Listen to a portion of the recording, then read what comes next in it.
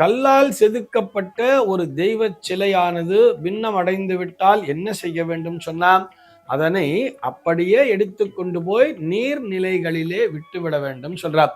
பக்கத்துல சமுத்திரம் இருந்தா சமுத்திரத்துல போட்டு விடணும். அப்படி இல்லை ஆறு ஓடுறதுன்னு சொன்னா ஆற்றிலே கூட போட்டு விடலாம்.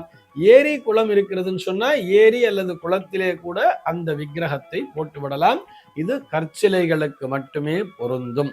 அதே நேரத்திலே ஒரு உலோகத்தினாலான சிலை பின்னமாயிருக்கிறதுனே வச்சுப்போமே, அதாவது ஒரு உற்சவ மூர்த்தினே வச்சுப்போம். ஒரு ஆலயத்திற்காக ஒரு உற்சவ மூர்த்தியை செய்து கொண்டு வைத்திருக்கிறார்கள். அதை டெய்லி அது ரொம்ப பழங்கால சிலையாக கூட இருக்கலாம். அது நல்லா பண்ணி பண்ணி பண்ணி ரெகுலரா பூஜை அபிஷேகங்கள்லாம் செய்து செய்து அது லேசாக அரிச்சு கூட போயிருக்கும். ஒரு சில ஆலயங்கள்லாம் பார்த்தோம்னா அந்த உற்சவருடைய முகமே தெரியாத அளவிற்கு கூட அது அரிச்சு போயிருக்கும். அப்படியெல்லாம் அரித்திருந்தால் என்ன பண்ணுவான்னு சொன்னா, அங்க பகவான்டே உத்தரவு கேட்பான். அங்க ஒரு பிரஷ்னம் அப்படிங்கிற முறையின்படியும், அதாவது கேரள பிரஷ்னப்படியும் அவ பாப்பா. அப்படி இல்லைன்னா கூட பகவான்டே அந்த கோவிலினுடைய ஆகம விதிகளின்படி உத்தரவு கேட்பா.